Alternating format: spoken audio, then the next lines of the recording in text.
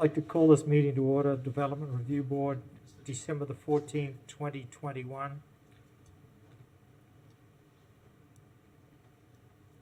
First item is the roll call.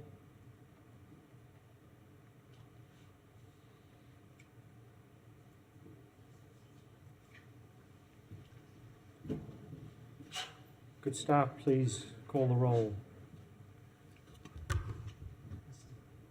Chair, members of the board, good evening. Lawrence Calderon with the Department of Sustainable Development. To call the roll, Dr. Barbara Vandermeer. Present. Mr. Brent Goodman. Present. Ms. Deborah Neal Marisi. Present. Ms. Jamie Bell. Present. Ms. Rebecca Herring. Present. Mr. Rick Keane. Present. Chair Thompson. Present. Mr. Chair, you have a quorum. Thank you. Next item on the agenda is approval of the agenda for tonight. We have a motion to approve the agenda. Second. The agenda is approved. Motion made by Ms. Bell, seconded by Mr. King. Next item is approval of the minutes. Mr. Chair, Do you need a my vote? apologies, but for the approval of the agenda, I wanted to, well, we do have review of the workshops, workshop session. So that's included there, and a discussion of the letter to the City Commission. Just add that to, if that's okay with the make of the motion, to have that added to the agenda also. Okay, so we'll add letter to City Commission under agenda item 7. Yeah. Okay, we have a vote to approve the minutes, approve the agenda. I thought the agenda was approved already. Do we have to vote on approving that? We need a vote to approve the agenda, right? Yes. Adopt the agenda? We have not had, to adopt the agenda, we have not yet had the vote to adopt the agenda. So, all those in favor of adopting the agenda? Aye. Aye. Unanimous. Next item is approval of the minutes for November 30th, 2021. That's not correct because it's October the 26th, Yes. 2021. So does anyone have any comments on the minutes from October the 26th, 2021? Mr. Chair, I have a comment. I just noticed that the full vote under the approval of the minutes, which was a change in the vote, is not legible. My understanding in talking to Mr. Calderon is the city is going to a new system and hopefully we won't have cutoff data. So assuming since it says voted for 6, it's a bit of a contradiction since it goes from 6 to something, but in either case, I just want to make a mention of the fact that it's not clear, but I'm okay with going ahead and approving it. It's, for the record, it's 6-0. 6-0, yeah. Yeah, it's all there on my copy, so something got cut off. Okay, can we have a motion to approve the minutes from October the 26th, 2021? Barbara Vandermeer, I so moved. I second Deborah Neal Marisi.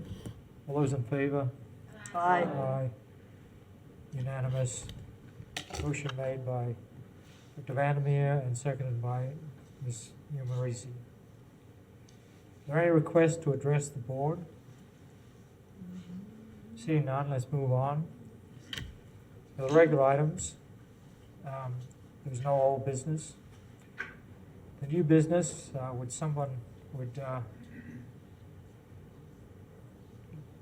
Mr. Calderon, would you present, or someone needs to read the petition into the record? Thank you, Mr. Chair. Lawrence Calderon, Department of Sustainable Development. Petition DB-21-187 VAR. Mr. John K. Calvin's requesting a variance to reduce the east and west interior side setbacks from 10 feet to 7.5 feet to allow construction of a single-family dwelling on an existing lot, zoned RMF 5, multifamily residential, and it's located at 1529 Northeast First Avenue.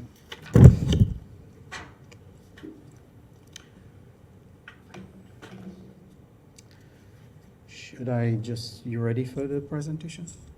Yes, Mr. Calderon, please go ahead. Thank you. Thank you. Mr. Chair, members of the board, good evening. This petition is a request, as was read in the record, for a variance at the location shown here. This slide shows the general location, which is Waldo Road on the west side, Hawthorne Road, and East University Avenue. As you can see, primarily this is a general residential neighborhood with some commercial as you remain closer to Waldo Road, but as you move towards the east, it kind of transitions into residential. The subject property is here, very close to University Avenue, and it's in an area that has a medium or moderate kind of density type of development, RMF 5, which is 12 units per acre. One noticeable thing about this area is that while the density intends to encourage development, you could see a lot of undeveloped space, which means it's sparsely developed. And of course, the other noticeable factor is that there are very few new developments in the area, for example, here and here. And I'm concentrating mostly on this side, not really on the south side of the area. This is the general layout of the map that we have on record, and you can see the space out and the layout of the lots. And what I would like to draw your attention to would be the difference in size as you move across the neighborhood and you look at the various lots like this one and this one here and this one here. And this is the subject property, and you can see some very narrow and small lots around here. It varies from one point to the other, and that's primarily because these were old subdivisions that were built in the very 1930s when the zoning was different. And today, when we do a subdivision, we try to encourage the use of a zoning that would match the proposed development. And recently, we had a minor subdivision where the applicant wanted to create 5 lots. But when he submitted it for review, when we looked at the development standards, we thought that, well, there's no way you could build those, on those lots the way you have it. So he had at that time to reconsider and discuss in more detail what he wants to do. This is not the situation. These were inherited zoning, which have changed over the years. And the green circles show the repeated pattern of nonconformity as you move across the neighborhood. For example, here, here, and of course, in the block here, you can see over there. And I must admit that some of those layouts are not exactly in the right place, but they show the pattern, which would be, in this case, for example, in this case, you could see there's a pattern of nonconformity in the area. So this is the subject property. It is one of 4 lots, which is now under individual ownership. And the applicant owns this property, and he's attempting to individually own this property, not the left, not the right, just this one. And he's attempting to improve it as a single-family dwelling. So the applicant came and spoke to us, and the discussion in my office went like this. Well, if you walk around the neighborhood and you look at the types of development and the vacancy rate and all of these aspects of development, you will see things differently. So I, in my own way, I try to take you around the neighborhood and see what you're seeing. Say, these are the types of development: boarded up, vacant lot, the only development on the block, more or less a recessed one hidden in the corner there. And you can see some more vacant parcels, isolated development, close to each other. This is university, not exactly meeting the typical setback requirements, which kind of gave me an idea of what he's talking about. And I cannot express it the way he probably would, but it was a sense that there does not seem to be any order in terms of what's there. So he's thinking that this is a historical uniqueness in the area. And I say, well, I mean, I have to agree with you to some extent that this is unique. So he's building on that and trying to fit the criteria for granting a variance and looking at those aspects. So I will attempt to go through them. Again, you see different layouts in the neighborhood.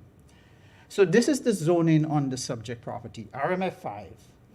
And again, to display the changes that have occurred, recently, 2017, we changed this to U6, this to U4, U2. And when you look at the development, the zoning around this, for example, this is RC, and this is RMF5 and RSF4. And this table shows the development standards that occur for these key zoning districts. And I focused on, first, what the applicant is proposing, and the zoning district in which he exists, and the RSF1, which is the secret single-family development, and RC, which is the lowest standard development zoning in the area.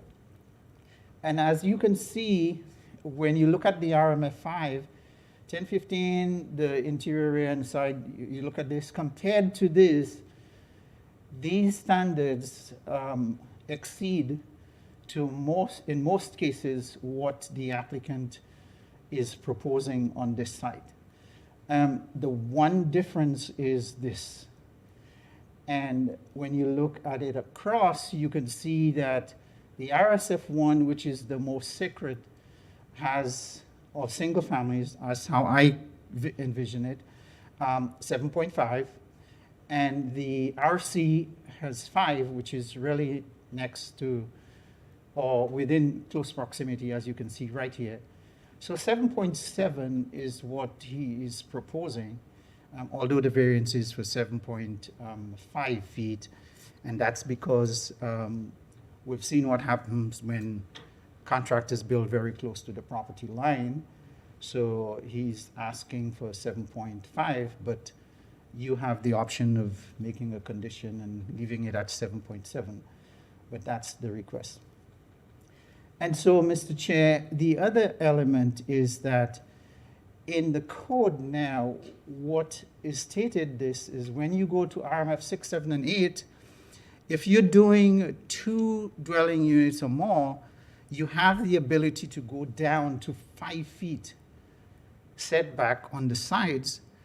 But if you were doing like 2 units or you're doing a single family, then you have to meet the 10-foot setback. Now, you may be thinking that, well, this is probably a zoning code.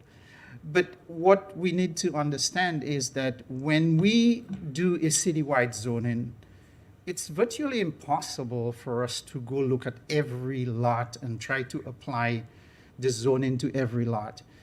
We do, the best in terms of analyzing what the overall district is, and see which is the best zoning that fits it. However, when you see, and you do not see that, but the city plan board does, when you see a request for an individual zoning petition, we go into detail and look at the development standards for this district and the requested zoning, and try to make a decision as to whether the uses, the standards, the compatibility, the consistency would match the request. And fortunately or unfortunately, depending on from which side you are, this does not always happen in a large citywide rezoning. Here again, one thing you want to notice is that the rear yard setback. In the RMF5, it's 10 feet. The RSF1 is 20. RC is 20. And I am assuming that when you have a 5-foot side setback, you have to make room for, interior, personal play or usable space on the lot without having to impact your adjacent neighborhood. So the 20-foot is an additional amount of space that you have in the rear. So the applicant has 37.25 feet, which is significantly more. So the reason I'm saying this is what the applicant said to me is that, well, we do not have a lot of use of the side yard setbacks as much as the rear and the front. So if I try to make a lot that, and you will see it as I go through, if I try to put a 10-foot setback on either side, it impinges on the size of the house that I have. But if I can do this because of the limits of the lot is deep, 120 feet, I would be able to do a better development. So we'll look at the criteria in this context. So this is what the applicant is proposing. A single-family dwelling on the lot, this is first, 50 feet wide. This is the setback. And this is what he's proposing on that side. So as you can see, he is way beyond the front setback, and there's a tremendous amount of yard space, as opposed to what you can use on this side and what you can use on the other side. So the applicant feels that those issues are unique to the property, are related to the historical zoning pattern, the natural growth and development pattern that exists in the area, and ownership pattern. And I will talk about ownership in a little bit. And so these are the setbacks. So this is the floor plan that he is presenting. So you can see here that this is the design, and when you try to take, like, say, 2 or 3 feet on this side here and 2 feet on this side, what that does to the overall layout of the floor plan, these bathrooms become non-functional. This is so a totally different approach to this. And these are the things that the discussions that we had in my office about this petition. So with that, we have to deal with the criteria for granting a variance. But before I go to this, there are 5 items that I wanted to kind of focus on. It's the unique development history and ownership pattern, the narrow and long lots creating limitations to comply, the large number of setback nonconformities, which we've seen in the area, and the characteristic of the neighborhood is very important to me and at least to the applicant. But as a planner, that is one of the key elements in development pattern and permitting. And so the applicant is seeking to fulfill a neighborhood need and to stimulate development within the area. So with that, we have to go through the criteria for granting a variance, whatever the situation is. Let's look at this. One is that there are special conditions and circumstances, and I have touched on them, but all the subdivision lots do not conform to the RMF5, and here is the evidence. 1926 subdivision that was done in the county. The property was annexed into the city in 1960, and these are the kinds of, you could see the long straight lots that occur here. Again, what you can see here is that the pattern of lots, this is the county's reflection of what has happened over the years. And what you can see is that this block had 1, 2, 3, up to that many lots in this area. So what has happened is that, and if you look at the development pattern, you will see it reflected. To be able to build a reasonable lot and to meet the needs, these people combine their lots. These people split their lots. These combine their lots. This one has a split and a combination. And here again, you could see, so over and over, as you look at it, you can see that these are things that happen which are not part of what the applicant did, but what the applicant inherited. So in the neighborhood, with a pattern of non-conforming developments, which we've seen, and the history of, we see the pattern of nonconformities, which I've shown here, and this is the block.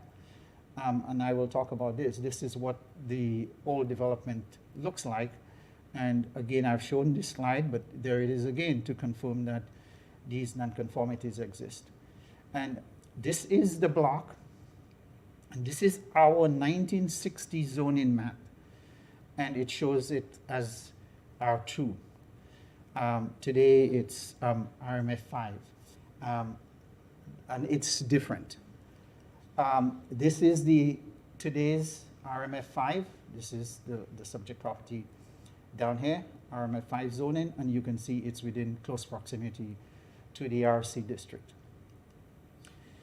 And one thing I wanted to draw is that this is the subject property. And the thing that struck me about it is that when I went and looked back at the Google Earth and look at the history of development over that site, and you will see the pictures, what you see is that all of these lots were in one ownership. They were in one ownership. What happens when you have, when you own a combination of lots, like I showed you earlier, that some people combine lots to build, to have a larger lot to meet a development. The interior setback lines goes away so that you can build on a parcel and not have to meet each individual setback line, but you have to meet the overall. However, if you own these individual lots, you would have to meet the individual setback for this property, and this is the situation here.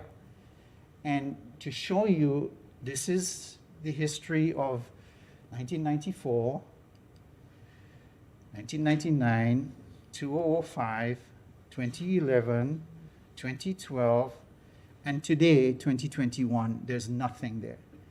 And if you look at the ownership pattern, you will see that these lots are now in different ownership, and the applicant owns one of these. Incidentally, I think his family or he lives on this side here.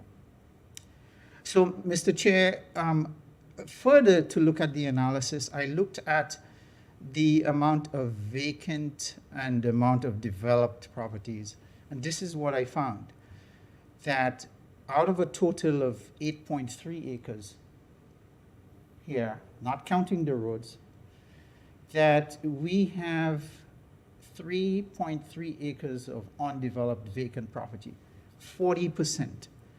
which is a significant amount of vacant lots in this area.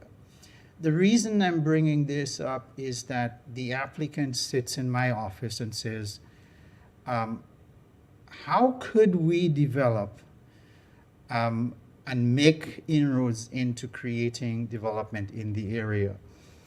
And with a plan that's in project docs, and I have denied it because it doesn't meet the standards, the applicant is saying, you know, what can you do? And I said, well, you have the option of doing a rezoning, but that's not going to fly. That would be spot zoning. You can apply for a variance. You can buy all the lots and develop it. That's the kind of conversation that occurred. And so the applicant is requesting this variance before you. And his request is to reduce the side setback for this interior lot with the hope that it's going to stimulate additional development in the area. And this is the old building and the separation, and there is no 20 feet between these buildings. These are some of the situations that's on University Avenue and the separation, so that the special conditions and circumstances do not result from the actions of the applicant.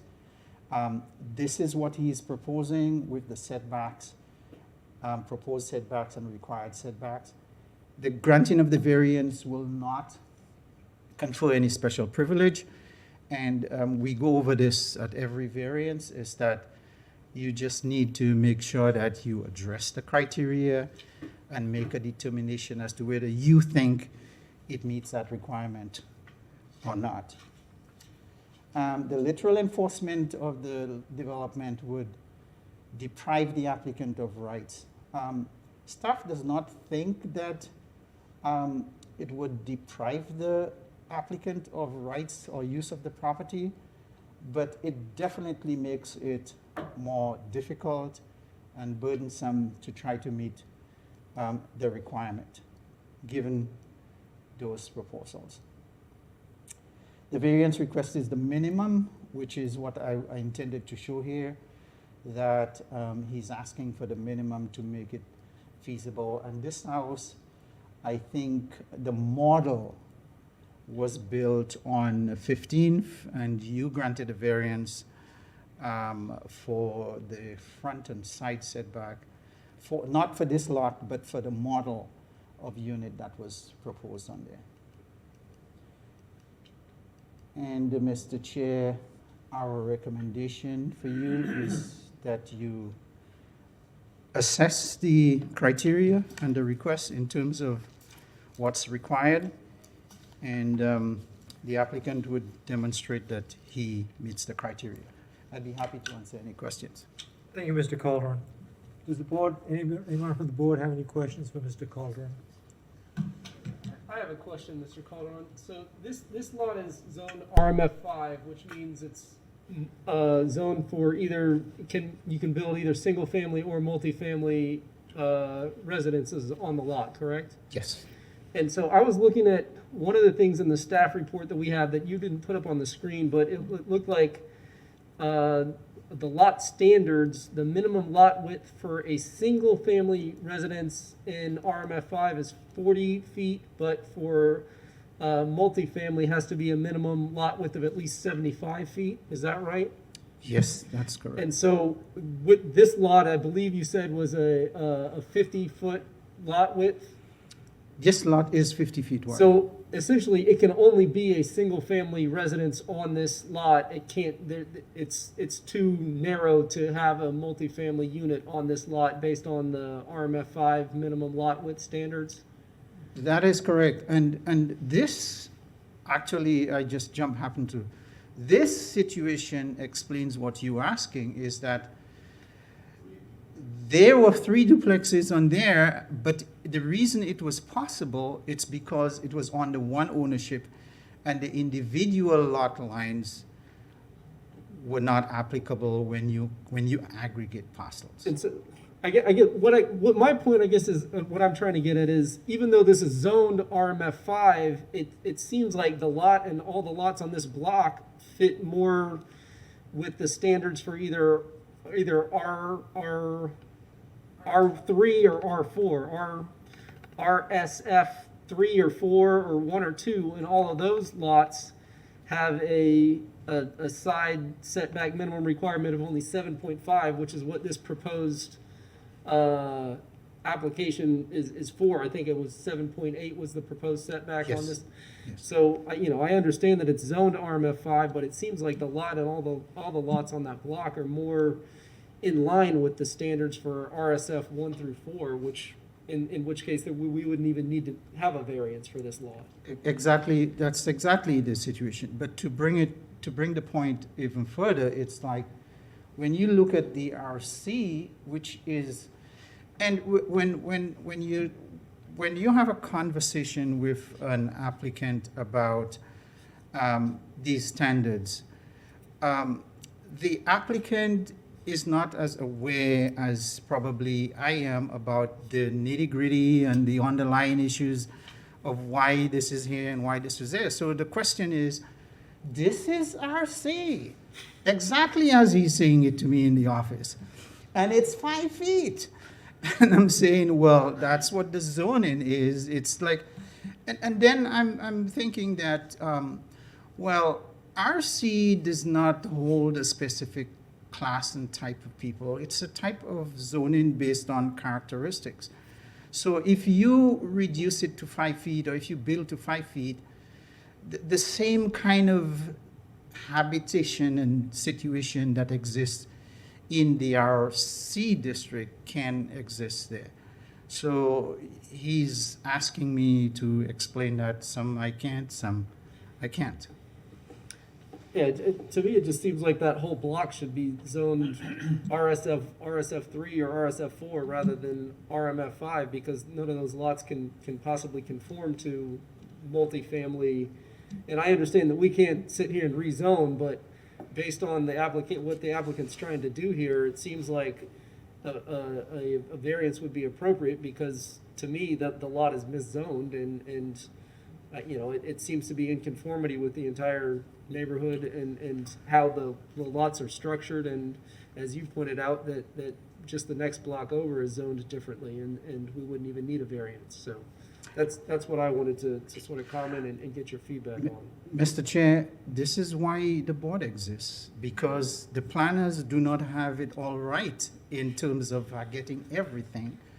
We make decisions on some things, and then we leave the room for, in case there is a question or a need to reevaluate, there is the zoning process, there is the special use permit process, there are these various, modifications. And tonight, these are the things that the applicant is saying to me in my office and sticking me, says, well, why can't I do this? I'm on the east side, I want to do development, and my hands are tied. I cannot just tell him, I'll sign it off. We've got to go through the process. And this is why the board exists. But you have to, that burden is on you to make the decision, not. Thank you, Mr. Calderon.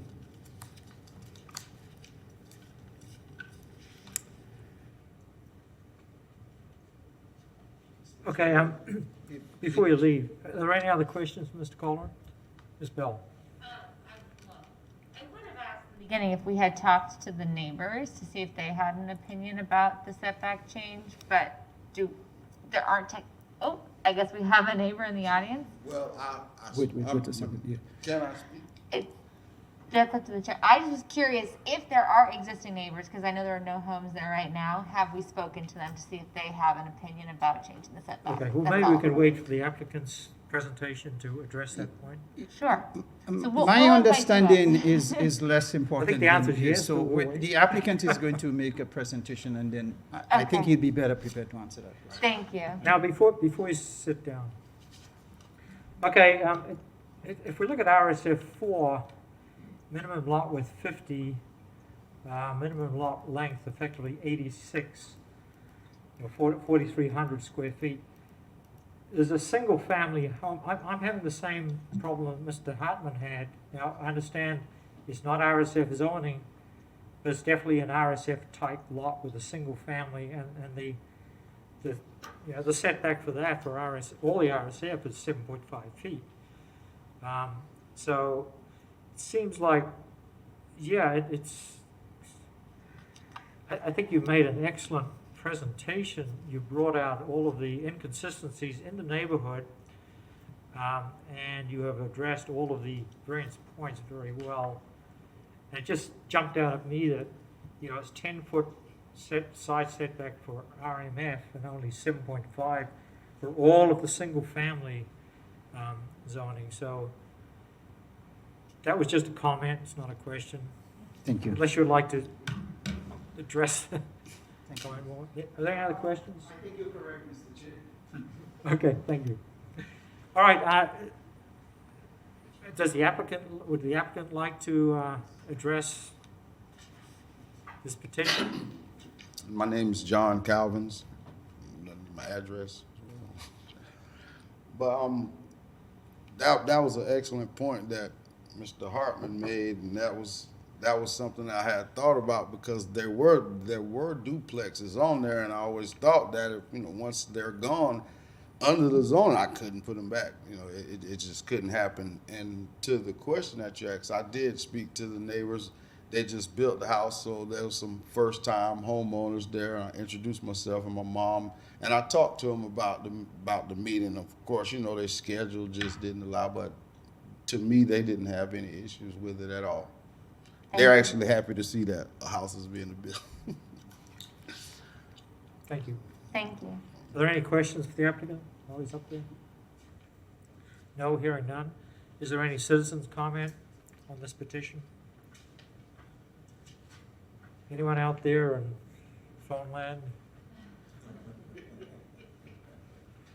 Zoom land, whatever it is? No, hearing none. All right, let's shut the floor for discussion, and let's discuss it as a board. Does anyone from the board would like to kick off the discussion on that? Ms. Bell. Thank you, Mr. Chair, and thank you, Mr. Feldman, for the great presentation, always thorough. I think Mr. Hartman brought up excellent points, and with regard to the actual variance regulations and when we can, being peculiar to the land structure or building involved is what I always go to. And in this case, I think the peculiar history of the land ownership and prior buildings that were on the property, along with the characteristics of the neighborhood, both historical and current, and the historical zoning changes, in my opinion, this actually ends up being a net improvement with regard to existing setbacks between buildings, considering how close the duplexes were. I do agree it's a positive change in the neighborhood by bringing in more housing. And so based on all that, I think it meets the conditions of the variance enough for me to say I would be willing to approve this variance request based on what we heard today. So that's just my 2 cents. Thank you. I Thank think it's you. worth more than 2 cents. Thank you. All right, anyone else from the board like to address this petition? I think I have Sarah. more of a general question. Outside of it, can we also make suggestions to rezone that area? Like at least that block?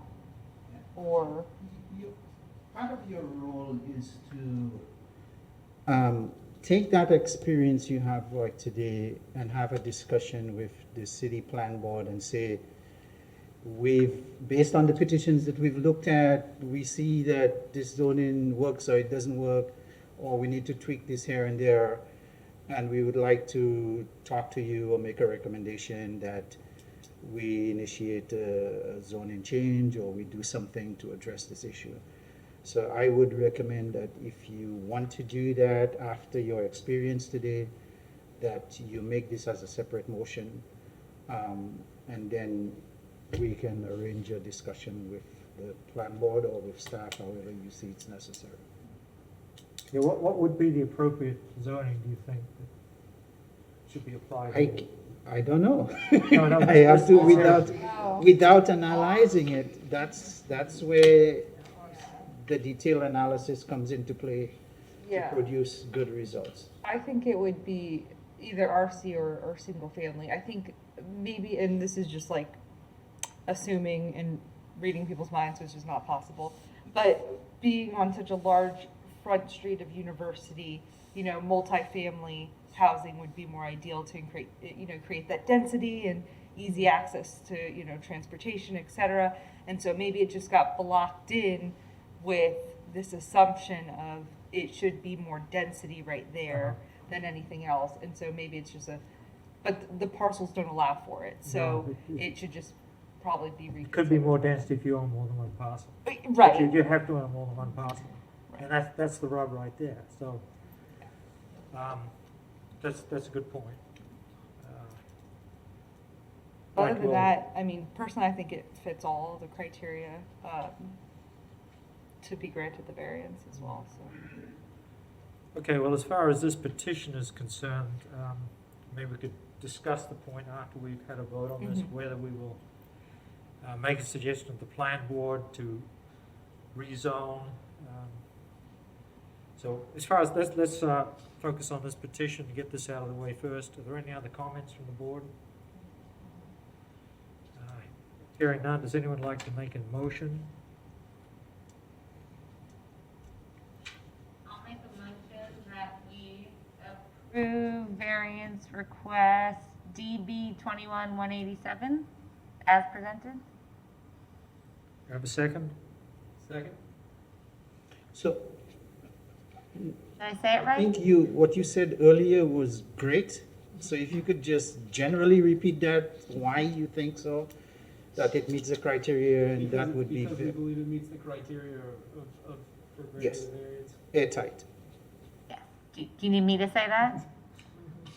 I'd like to make a motion that we approve variance DB 21-187 because we believe it meets the conditions of a variance as set forth before us today. Second? Thank you. All those in favor? Aye. The motion was made by Ms. Bell, seconded by Mr. Hartman. The vote was 1, 2, 3, 4, 7 to 0 tonight, unanimous. Thank you, Mr. Chair. Thank you. All right, I meant thank you for giving me that update on the. Thanks, guys. Have a nice Thank you. night. Good luck. Okay, the next item on the formal agenda is discussion of the letter to the city commission. We held a workshop and we discussed this at length. Ms. Deborah Neil-Marisi was very kind enough to draft a letter that we could send to the mayor and commissioners. I assume that this is on the record. So I guess what we need to do is decide whether we are going to send this letter or not. So So could I make some Mr. Chair, comments? before you jump into the discussion, I just want to give you an update. I received this today, and it says that the city commission on the idea of development review back to the plan board was postponed to the second meeting in January at the earliest. So it's still on there for consideration, but it was not taken up at the last meeting. There's a lot of stuff going on, so. okay, so we can't take the lead from the city commission. It's up to us whether we want to be proactive here. All right, Ms. Neil-Marisi, would you like to speak to this? One of the things I thought that was really useful, and I was really amazed and impressed at the training we had in November, is the discussion that you guys had on the role of the DRB. It was really honest and candid, to the point that you question yourself as to, you know, are we even useful, which was really good. And then you came to the conclusion that, yeah, while there are things that, you know, staff does, and there are elements that's missing and that you feel that you have a role. And I wanted, you know, if anybody felt, you know, what they felt about the workshop and whether it was useful to just kind of, you know, share that, and then we can, because I think it leads into the discussion of, you know, the letter to the city commission. I'll make a comment, Mr. Oh, Chair. okay, thank you. I felt the workshop was wonderful because it was an atmosphere where we could exchange information easily. We covered a lot of ground and the various different experiences that people have had on the DRB. And we did talk about this issue amongst others, but the actual essential question of should the DRB exist, and if so, what was its role, was quite wonderful in the discussion. Thank you. And following up on that, I think the point you made here in this letter is what we add is we consider subtle and needed changes in the development plans. So even though the plans may meet the letter of the code, there are subtleties that come out of the comprehensive plan and things that change, like COVID sort of affects the way we look at things. And I realize that is a factor in some of our decisions. Is, for example, people being able to meet outside more, and if we've had a couple of petitions along those lines.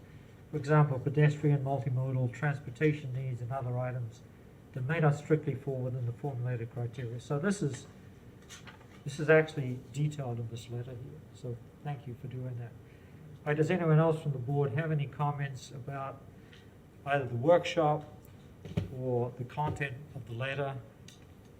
Ms. Bell? Mr. Chair, thank you for setting up the workshop, Lawrence. And I thought was very useful learning more about the other board members as well as the history and the legalese behind why we exist and the context for that, because I didn't have that previously. So I definitely appreciate that. And I appreciate that we were able to have like a comfortable, open discussion about whether we should exist at all. That was wonderful. And that being said, hearing that the commission has postponed the discussion of our existence until at least January, I originally only wanted to send a letter to support staff's recommendation that we exist and have more development review, but since that's being delayed, I'm quite pleased with the letter as it is. I really appreciate Member Neil Marisi putting it together. It's thorough. It has a great example. My only question is in literally the very last sentence. It says the potential of solving and compromising. Is that intended to be problem solving? Yes, it could certainly be reworded without doubt. I think that might be missing one word. Otherwise, I am Solving problems. potential of solving problems and compromising. Sure. Sure. Okay. Otherwise, More clear. Thank you. I support signing this letter and sending it to the full commission. Thank you for putting it together. Thank you. Are there any other comments from the board?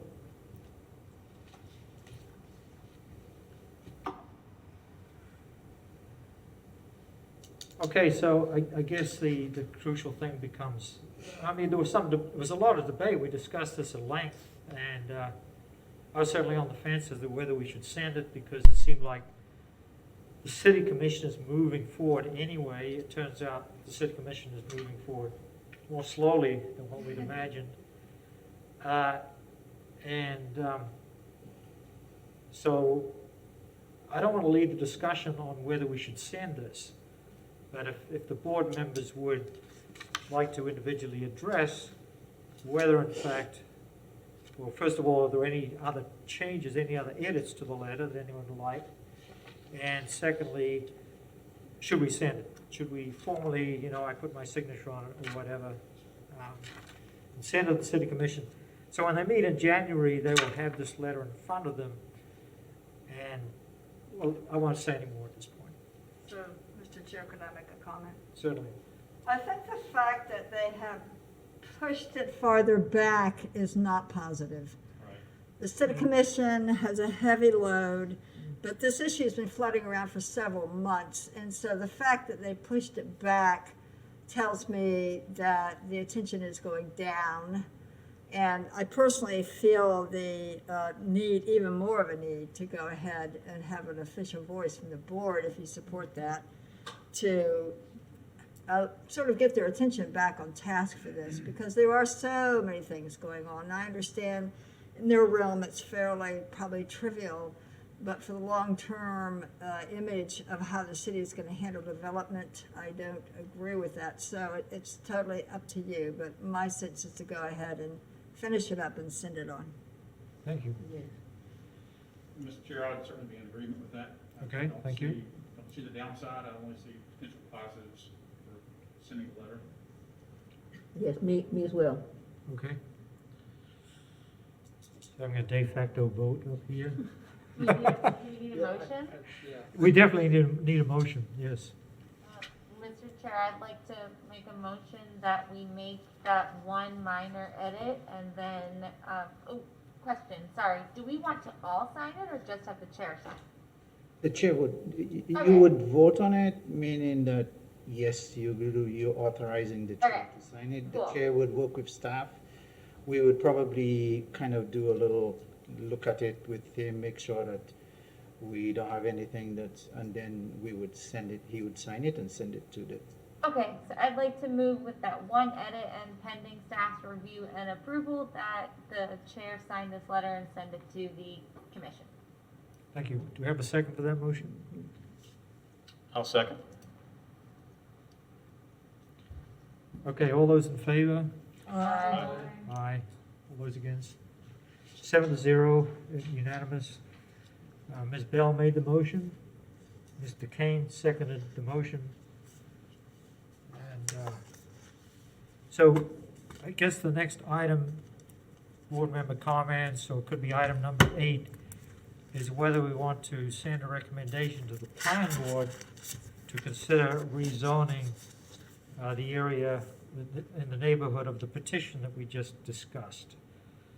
And the only thing I would, well, what I would say here is that the plan board is extremely, that's true. occupied with the comp plan and a lot of those changes in zoning. So the idea of meeting with the plan board is good, and I would not deter you from doing that, but just be realistic that it's not going to be tomorrow. Mr. Chair, I have a question. Yes. So can you give me an idea of the cost every time someone in this situation specifically comes in and asks for a variance? Isn't there a fee involved?